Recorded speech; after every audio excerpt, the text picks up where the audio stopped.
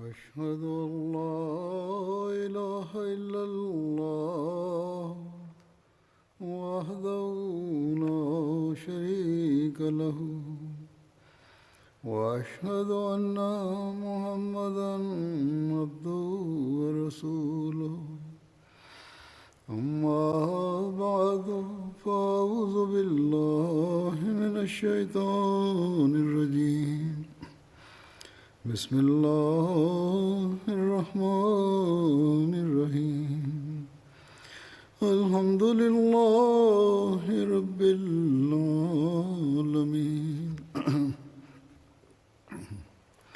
الرحمن الرحيم مالك يوم الدين إياك نعبد وإياك نستعين اهدنا الصراط المستقيم صراط الذين أنعمت عليهم غير المغضوب عليهم ولا الضالين.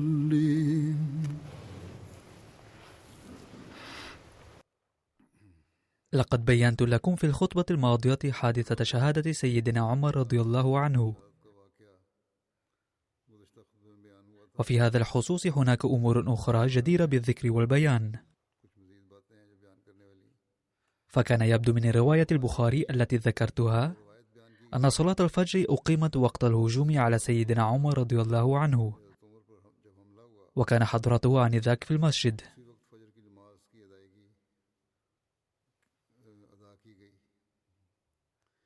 بينما نجد في رواية الأخرى أن حضرته رضي الله عنه حمل إلى البيت فورا وأقيمت الصلاة لاحقا، كما ورد شارح البخاري العلامة ابن حجر رواية أخرى تحت هذه الرواية عن ابن عباس رضي الله عنه قال: ثم غلب عمر النزف حتى غشي عليه، فاحتملته في رهط حتى أدخلته بيته، فلم يزل في غشيته حتى أسفر الصبح، فنظر في وجوهنا فقال: أصلى الناس؟ فقلت: نعم. قال: لا إسلام لمن ترك الصلاة. ثم توضأ وصلى.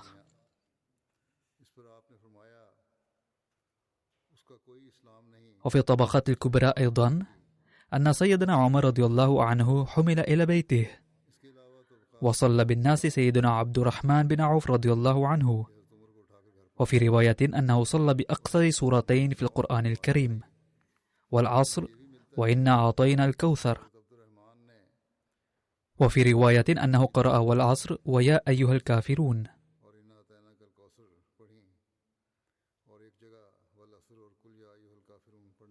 وعن قاتل سيدنا عمر رضي الله عنه ورد في الطبقات الكبرى أنه لما طعن عمر رضي الله عنه قال: اخرج يا عبد الله بن عباس فسل من قتلني. قال ابن عباس: فخرجت حتى فتحت باب الدار، فإذا الناس مجتمعون جاهلون بخبر عمر رضي الله عنه، فقلت: من طعن أمير المؤمنين بخنجر؟ فقالوا: طعنه عدو الله أبو لؤلؤ غلام المغيرة بن شعبة.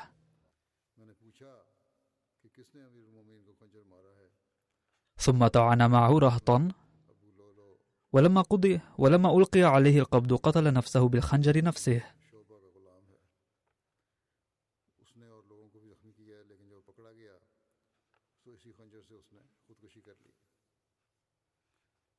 هل كانت شهادة عمر رضي الله عنه نتيجة مؤامرة مدبرة أو بدافع عداوة شخصية لذلك الرجل؟ فقد كتب المؤرخون المتأخرون أن شهادة عمر رضي الله عنه لم تكن من دافع العداء الشخصي فقط، بل كانت مؤامرة. على أي حال، فلنقرأ آراءهم أيضا.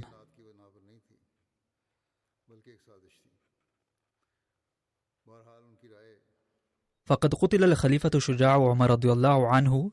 ونلاحظ عموما أن مؤلفي السيرة والمؤرخون يسكتون بعد إيراد تفاصيل حادثة الشهادة. ونأخذ انطباعا أن أبا اللؤلؤ فيروز قتله لغضبه وثورته المؤقتة.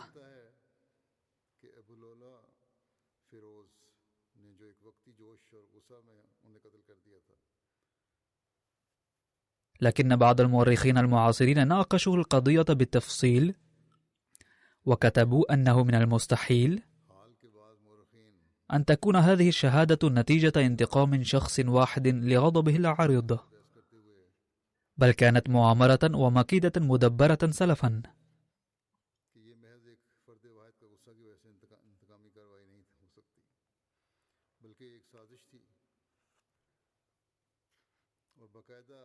وكان القائد العسكري الإيراني المشهور هرمزان الذي كان يعيش في المدينة كمسلم في الظاهر متورطا في هذا القتل.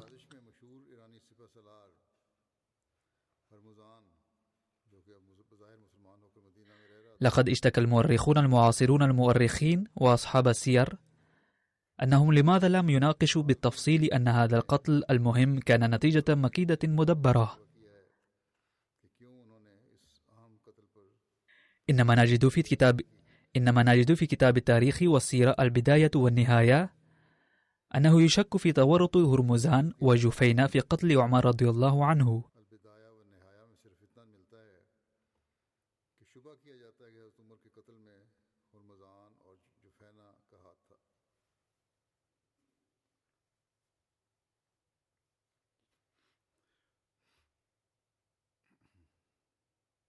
وبناء على هذا الشك ناقش مؤلف السيرة عمر رضي الله عنه هذا الجانب،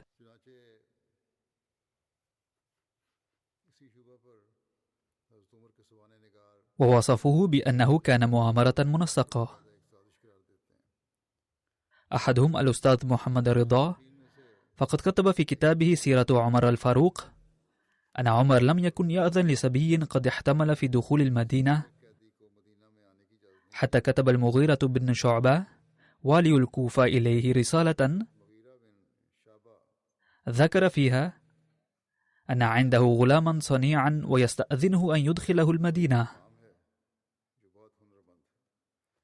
ويقول إن عنده عملا كثيرة فيها منافع للناس، إنه حداد نقاش نجار. فكتب إليه عمر فأذن له أن يرسل به إلى المدينة، وضرب عليه المغيرة 100 درهم كل شهر. فجاء إلى عمر يشتكي إليه شدة الخراج، فقال له عمر: ماذا تحسن من العمل؟ فذكر له الأعمال التي يحسنها. فقال له عمر: ما خراجك بكثير من كنه عملك. فانصرف ساخطا يتذمر، فلبث عمر ليالي.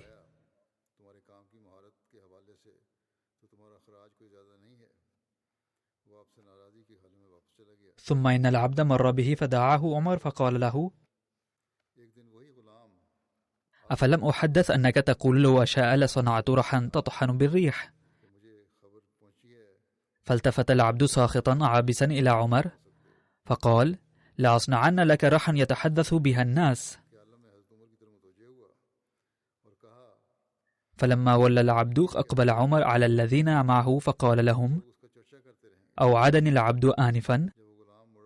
فلبث ليالي، ثم اشتمل أبو اللؤلؤ على خنجر ذي رأسين نصابه في وسطه، وطعن عمر. ومر تفصيله في بيان حادثة الشهادة، وكان إحدى طعنات تحت السرة.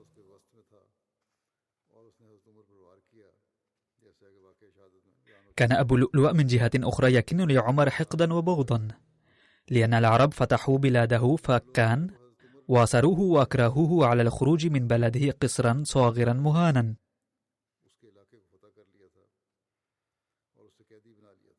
وكلما نظر إلى أسرى صغار أتاهم يمسح رؤوسهم ويقول باكيا: إن العرب أكلت فلذة كبدي. ولما قضى أبو لؤلؤة العزم على قتل عمر صنع له خنجرا له رأسان وشحذه وسمه، ثم أتى به إلى الهرمزان فقال: كيف ترى هذا؟ قال: إنك لا تضرب به أحدا إلا قتلته. وكان الهرمزان من قادة الفرس،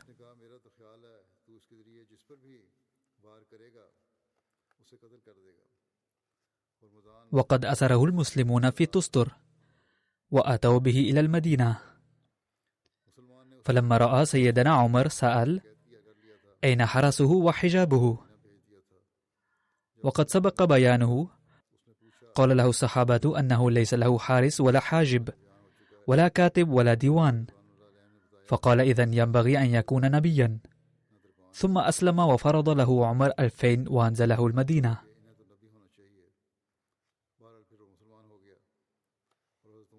ورد في طبقات ابن سعد عن نافع قال: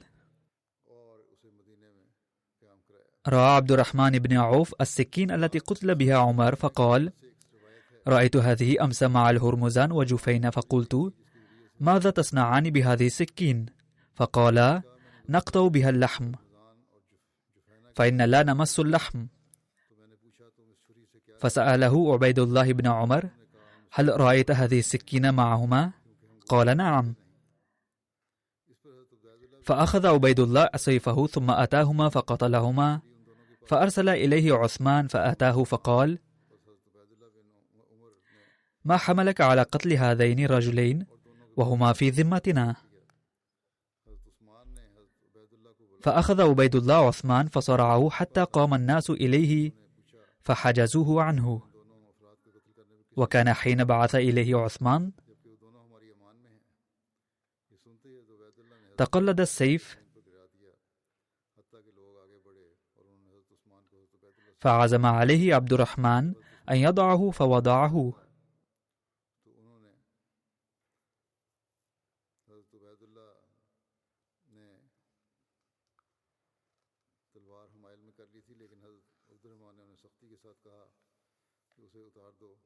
لا نعرف مدى مصداقية هذه الرواية التي أردتها آنفا، ولا نعرف مدى مصداقية ما ذكر عن عثمان رضي الله عنه، ولكن حادث القتل هذا مذكور في مكان آخر أيضا. وقد ورد عن عبد الرحمن بن أبي بكر أنه قال حين قتل عمر: قد مررت على أبي لؤلؤة قاتلي عمر ومعه جفينا والهرمزان وهم نجي، فلما بغضتهم ثاروا فسقط من بينهم خنجر له رأسان ونصابه وسطه، فانظروا ما الخنجر الذي قتل به عمر. فوجدوه الخنجر الذي نعت عبد الرحمن بن أبي بكر. فانطلق عبيد الله بن عمر حين سمع ذلك ومعه السيف حتى دعا الهرمزان، فلما خرج إليه قال: انطلق معي حتى ننظر إلى فرس لي. وتأخر عنه حتى إذا مضى بين يديه علاه بالسيف. قال عبيد الله: فلما وجد حر السيف قال: لا إله إلا الله. قال عبيد الله: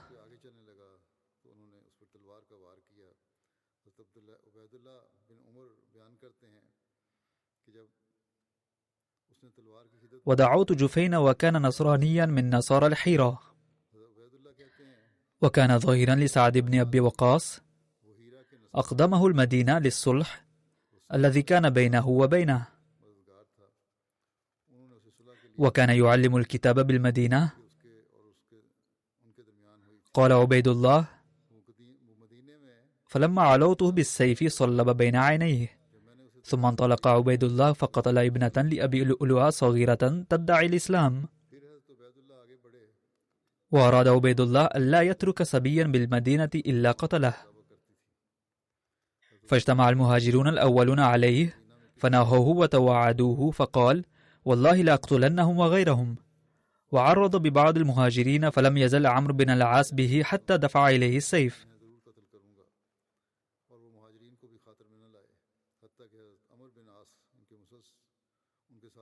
ثم أتاه سعد بن وقاص فأخذ كل واحد منهما برأس صاحبه يتناصيان حتى حجز بينهما. قتل عبيد الله الهرمزان وجفينة وابنة أبي لؤلؤة. ذكرنا السبب الذي دفع أبا لؤلؤة إلى قتل عمر.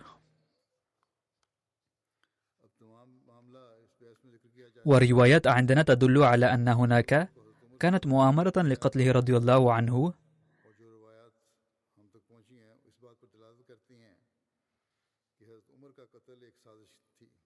دبرها الهرمزان منتهزا فرصة حقد أبي لؤلؤة على عمر وكلاهما أعجمي.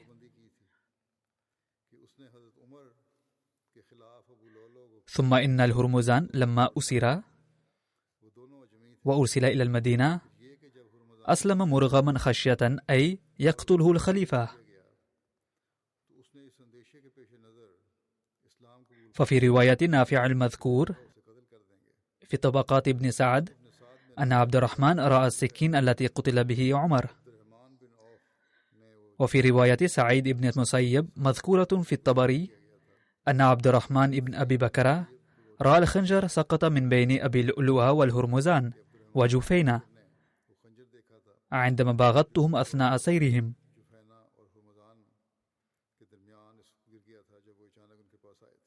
فلما سمع ذلك عبيد الله من عبد الرحمن انطلق في الحال وقتلهما، ولم يقتصر على ذلك بل قتل ابنة أبي لؤلؤة مدفوعا بأعمال الانتقام. ثم إن الخنجر الذي وصفه عبد الرحمن ينطبق على الخنجر الذي قتل به عمر،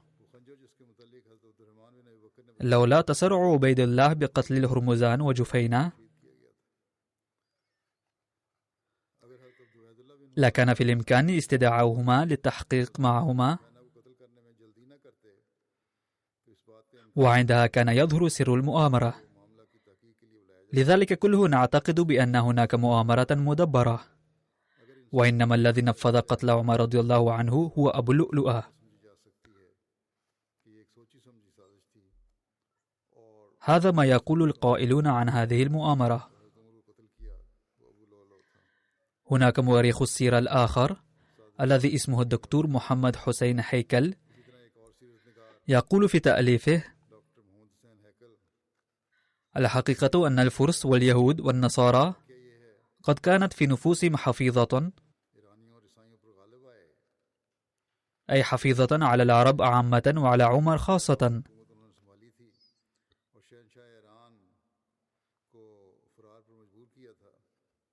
بعد أن غلب المسلمون الفرس والنصارى على أمرهم وتولوا حكم بلادهم، واضطروا عاهل الفرس إلى فرار انتهى به إلى شر مصير.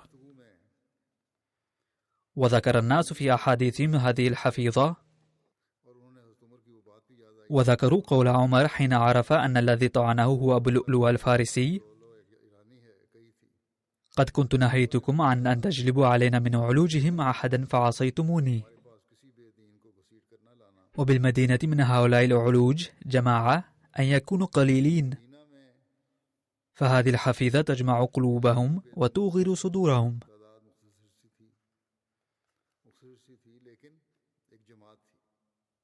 ومن يدري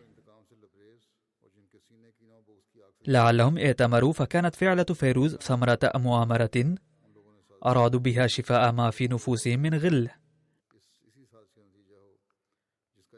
وحسبوا أنهم قادرون بها على أن يشتتوا شمل العرب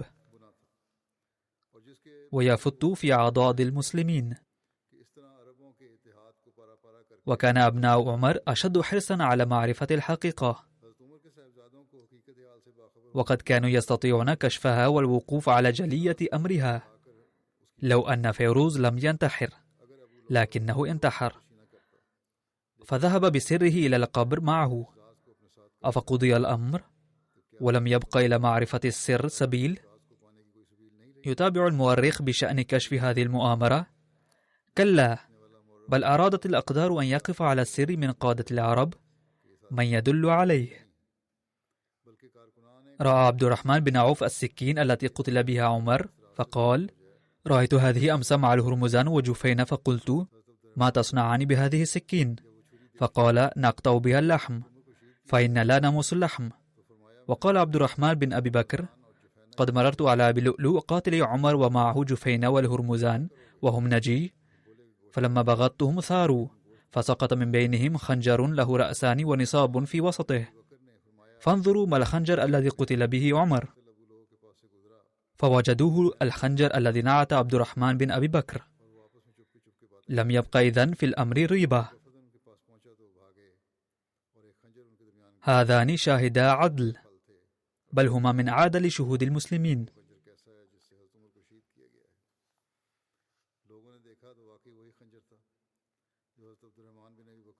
يشهدان بأن الهرمزان وجفينا كان معهما السكين الذي قتل به عمر.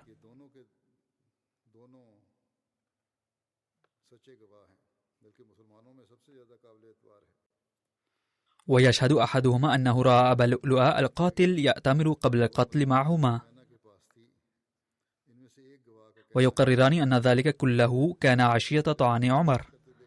أفيستطيع أحد بعد ذلك أن يشك في أن أمير المؤمنين ذهب ضحية مؤامرة كان هؤلاء الثلاثة أبطالها؟ ولعل غيرهم من أبناء فارس أو من الأمم التي غلبها المسلمون كان معهم فيها. سمع عبيد الله بن عمر قول عبد الرحمن بن عوف وشهادة عبد الرحمن بن أبي بكر، فاصطبغ الوجود كله دما أمام عينيه.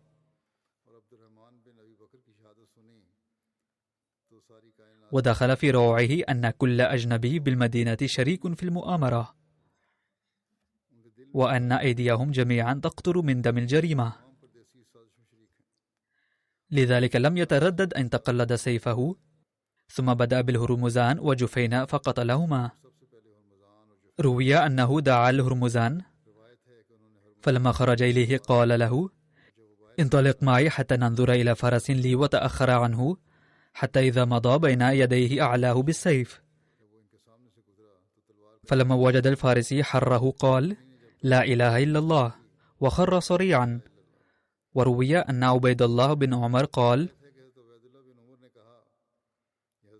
ودعوت جفينة وكان نصرانيا من نصارى الحيرة، وكان ضائرا لسعد بن وقاص، أقدمه المدينة للملح الذي كان بينه وبينه، وكان يعلم الكتاب بالمدينة، فلما علوته بالسيف صلب بين عينيه.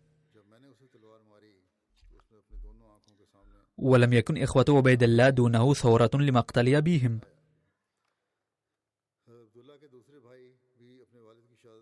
وكانت حفصة أم المؤمنين من أشدهم ثورة.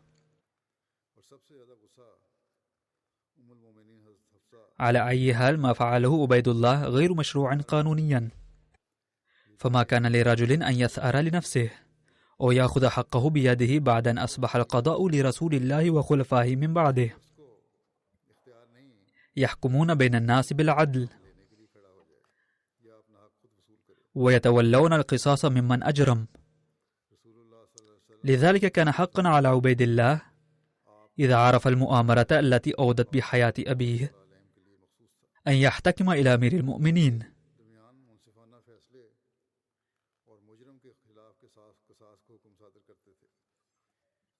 فإن ثبتت المؤامرة عنده أجرى فيها حكم القصاص، وإن لم أجرى فيها حكم القصاص. وإن لم تثبت أو قامت الشبهات في نفسه منها درأ الحد بالشبهة، أو قضى بأن أبا لؤلؤ هو الآثم.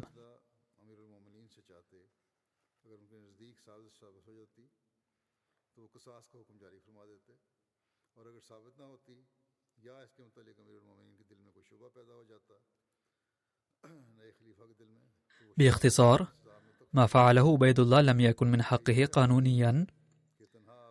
لا يستبعد أن يكون هذا القتل مؤامرة مخططة، ولكن كانت الظروف لم تسمح لحضرة عثمان رضي الله عنه أن يحقق، ومهما يكن الأمر. فإن المؤرخين الأوائل ساكتون عنه، إلا أن بعض المؤرخين المعاصرين يناقشون هذا الأمر في ضوء القرائن وفي دلائلهم وزن، لأن هؤلاء المتآمرون لا ينتهون إلى هنا، بل تعرض حضرة عثمان رضي الله عنه أيضا لمؤامرة مماثلة. مما يتقوى هذا الموقف أن عمر رضي الله عنه استشهد نتيجة مؤامرة العناصر الخارجية لمنع رقي الإسلام المتزايد وغلبته ولإطفاء نار الانتقام، والله أعلم بالصواب.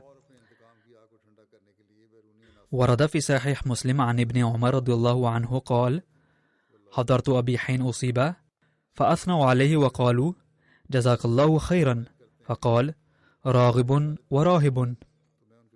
قالوا: استخلف، فقال: أتحمل أمركم حيا وميتا. لوددت أن حظي منها الكفاف، لا علي ولا لي.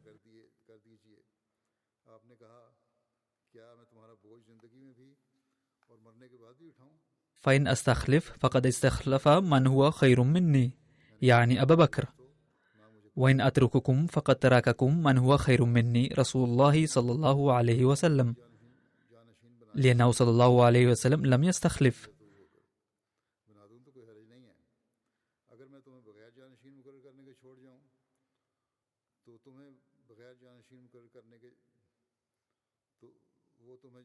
قال عبد الله: فعرفت أنه حين ذكر رسول الله صلى الله عليه وسلم غير مستخلف. وهناك رواية أخرى لصحيح مسلم نفسه عن ابن عمر قال: دخلت على حفصة فقالت: علمت أن أباك غير مستخلف؟ قال: قلت: ما كان ليفعل؟ قالت: إنه فاعل. قال: فحلفت أني أكلمه في ذلك، فسكت حتى غدوت ولم أكلمه. قال: فكنت كأنما أحمل بيميني جبلا حتى رجعت فدخلت عليه فسألني عن حال الناس وأنا أخبره. قال: ثم قلت له: إني سمعت الناس يقولون.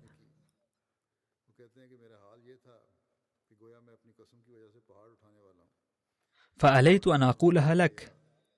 زعموا أنك غير مستخلف، فإنه لو كان لك راعي إبل أو راعي غنم ثم جاءك وتركها رأيت أن قد ضيع، فرعاية الناس أشد. قال: فوافقه قولي فوضع رأسه ساعة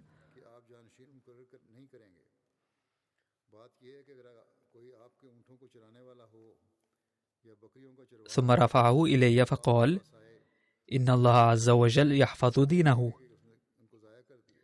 وإني لئن لا أستخلف فإن رسول الله صلى الله عليه وسلم لم يستخلف،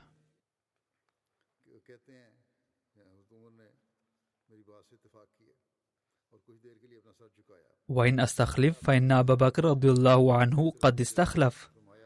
قال: فوالله ما هو إلا أن ذكر رسول الله صلى الله عليه وسلم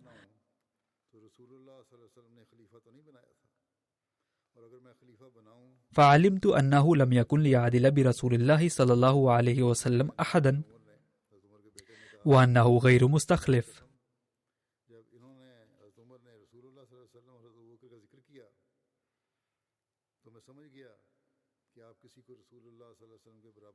عن المسور بن مخزمة قال: لما طعن عمر جعل يألم فقال له ابن عباس وكأنه يجزع: يا أمير المؤمنين، ولئن كان ذاك لقد صحبت رسول الله صلى الله عليه وسلم فأحسنت صحبته، ثم فارقته وهو عنك راض، ثم صاحبت أبا بكر فأحسنت صحبته، ثم فارقته وهو عنك راض، ثم صاحبت صحبتهم فأحسنت صحبتهم، ولئن فارقتهم لتفارقنهم وهم عنك راضون. قال عمر رضي الله عنه: أما ما ذكرت من صحبة رسول الله صلى الله عليه وسلم ورضاه فإنما ذاك من من الله تعالى من به علي. وأما ما ذكرت من صحبة أبي بكر ورضاه فإنما ذاك من الله جل ذكره من به علي. وأما ما ترى من جزعي فهو ليس من أجلي بل هو من أجلك وأجل أصحابك. والله لو أن لي طلاع الأرض ذهبا لافتديت به من عذاب الله عز وجل قبل أن أره.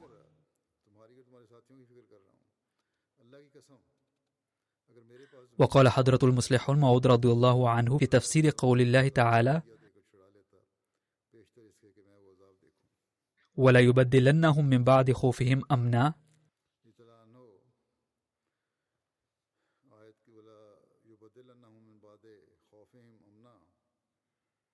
لم تحل على الخلفاء مصيبة خافوها، وإذا حلت بهم بالفعل مصيبة خافوا فإن الله تعالى كشفها عنهم.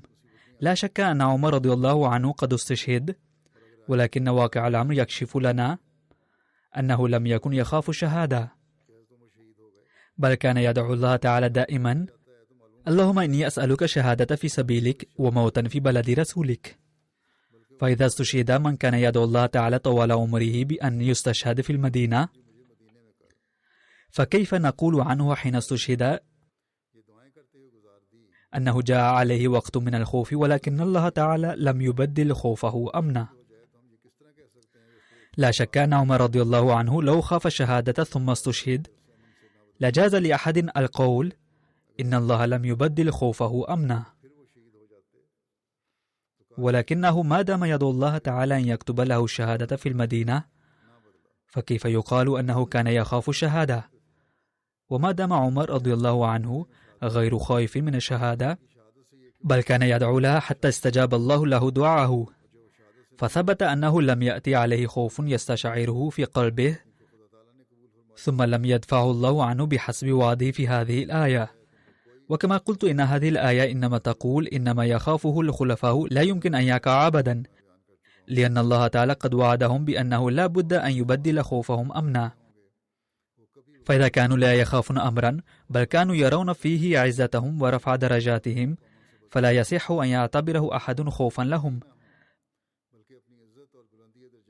ثم يقول: لماذا لم يبدل الله تعالى خوفهم أمنا؟ ثم يقول حضرته رضي الله عنه: عندما قرأت دعاء سيدنا عمر رضي الله عنه هذا قلت في نفسي إن دعاءه هذا كان يعني في الظاهر أن يشن العدو على المدينة هجوما شديدا يقضي على جميع المسلمين، فيصل العدو إلى عمر ويقتلوه.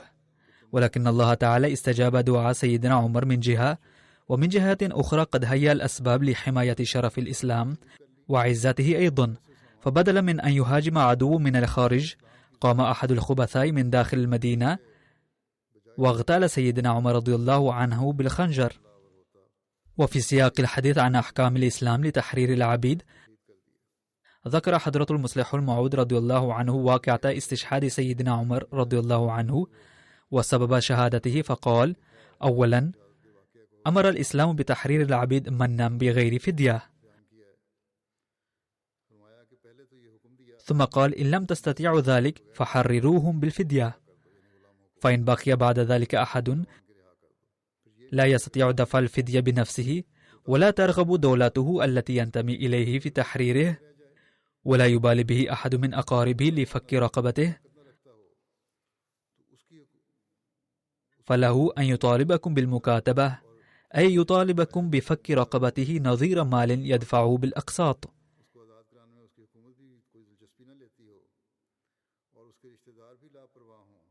أي يمكن لذلك الأسير أن يحدد نظير حريته أقساطا من المال يدفعها فدية عنه. وفي هذه الحالة إن كل ما يكسبه هذا العبد من مال سيكون ملكا له سوى القسط الذي يدفعه لسيده، ويكون في أثناء ذلك حرا تمام الحرية من الناحية العملية، أي أن المال الذي يكسبه هذا العبد يصبح ملكا له هو، إلا ما يدفعه قسطا لسيده، وهذا نوع من الحرية بالنسبة له. ولم يكن الذي قتل سيدنا عمر رضي الله عنه إلا عبدا مكاتبا، فذات يوم طالب ذلك العبد سيده المسلم بالمكاتبة قائلا: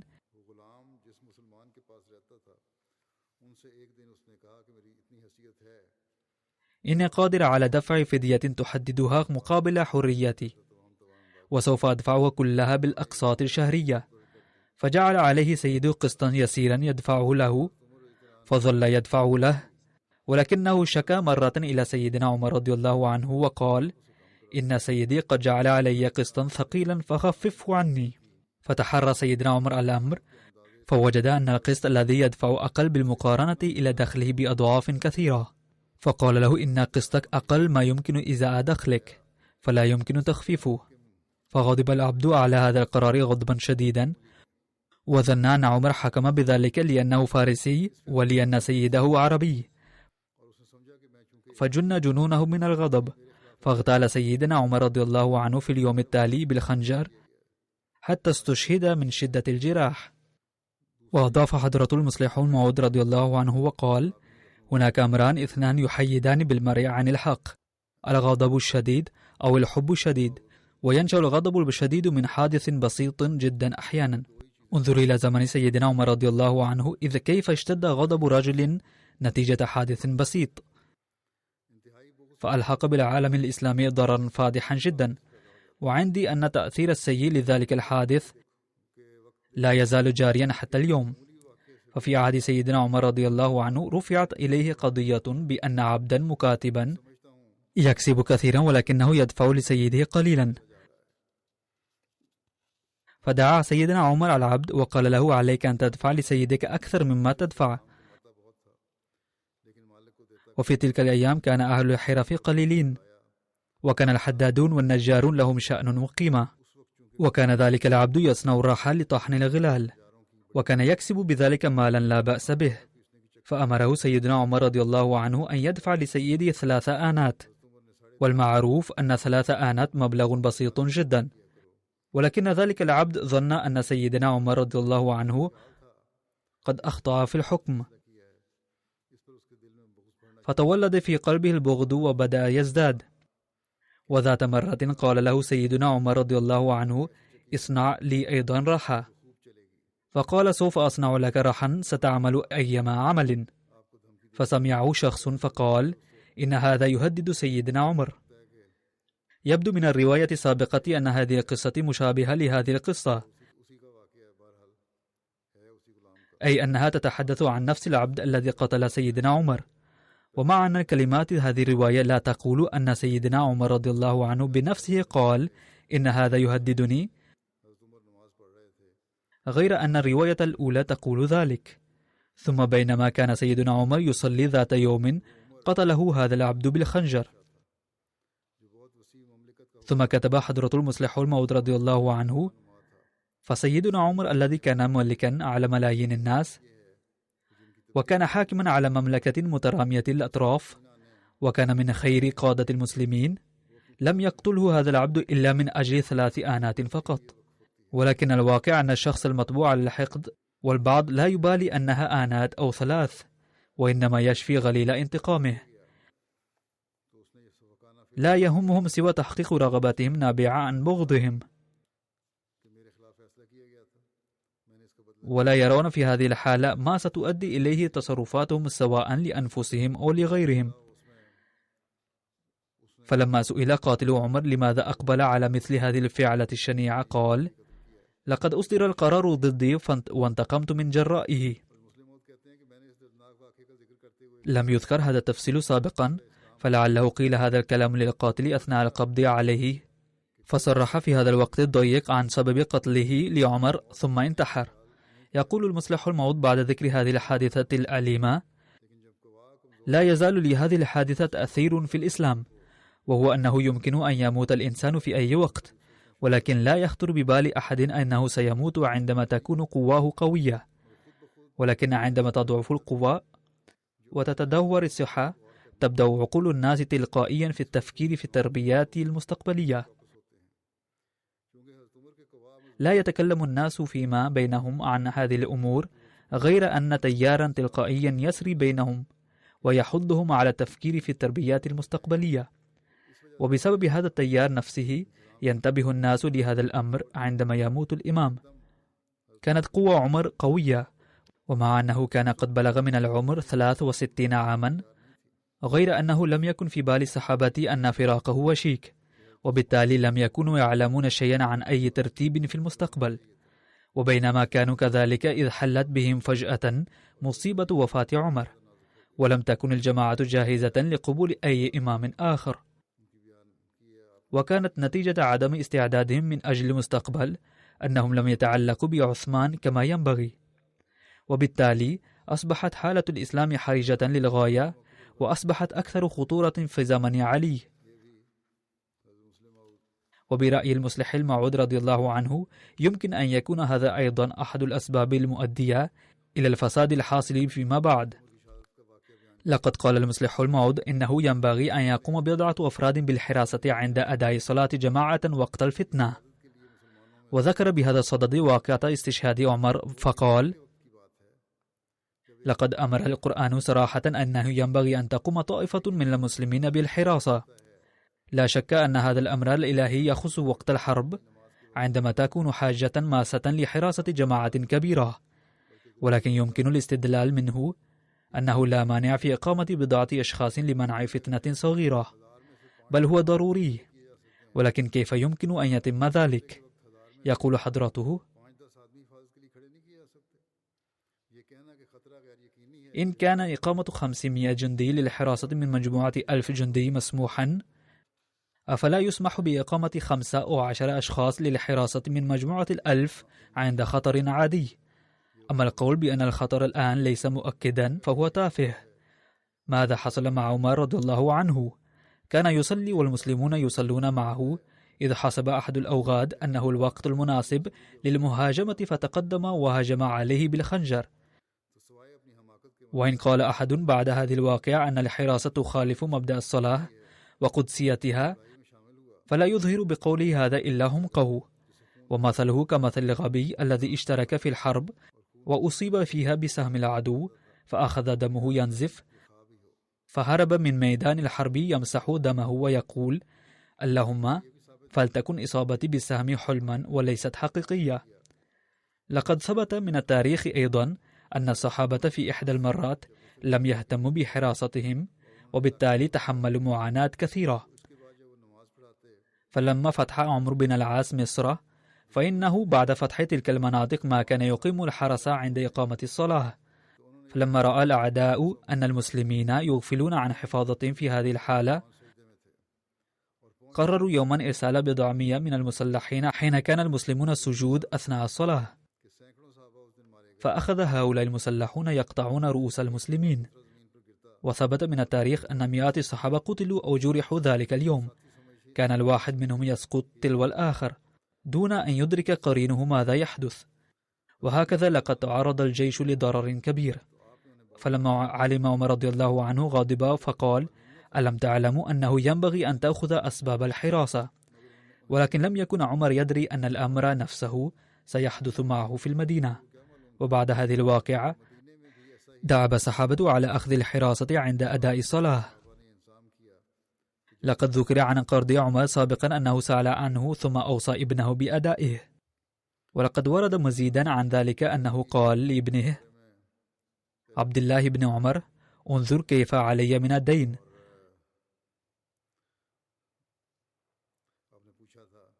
قال: فحسبه فوجده 86,000 درهم. قال: يا عبد الله، إن وفى لها مال آل عمر فأدها عني من أموالهم، فإن لم تفي أموالهم فاسأل فيها بني عدي بن كعب،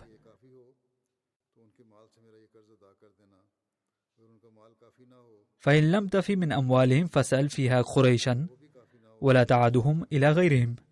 كان الصحابة يعرفون أنه لا يمكن أن يكون إمامهم الذي يعيش حياة بسيطة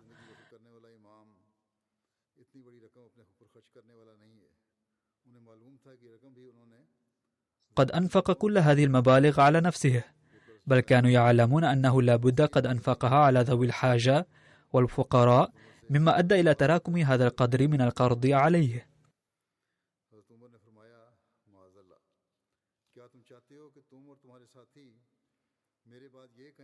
لذلك قال عبد الرحمن بن عوف: ألا تستقرضها من بيت المال حتى تؤديها؟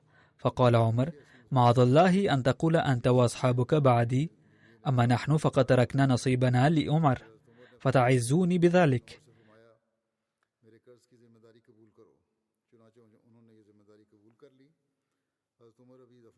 فتتبعني تبعته فأقع في أمر لا ينجيني إلا المخرج منه.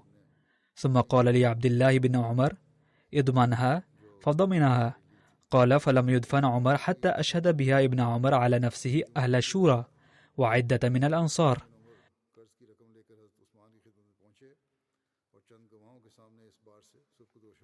وما مضت جمعة بعد أن دفن عمر حتى حمل ابن عمر المال إلى عثمان بن عفان وأحضر شهود على البراءة بدفع المال.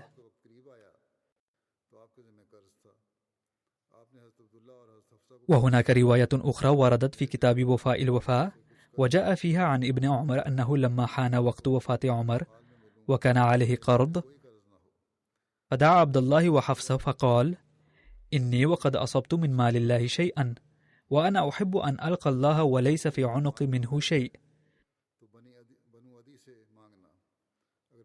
فبيع فيه داري حتى تقضياه، فإن عجز عنه مالي فسلا فيه بني عدي، فإن بلغ وإلا فلا تعد قريشا. فخرج عبد الله بن عمر إلى معاوية فباع منه دار عمر التي يقال لها دار القضاء فقضى دينه، فكان يقال لهذه الدار دار قضاء دين عمر. هذا ذكر مستمر وسوف أتناوله لاحقا أيضا إن شاء الله.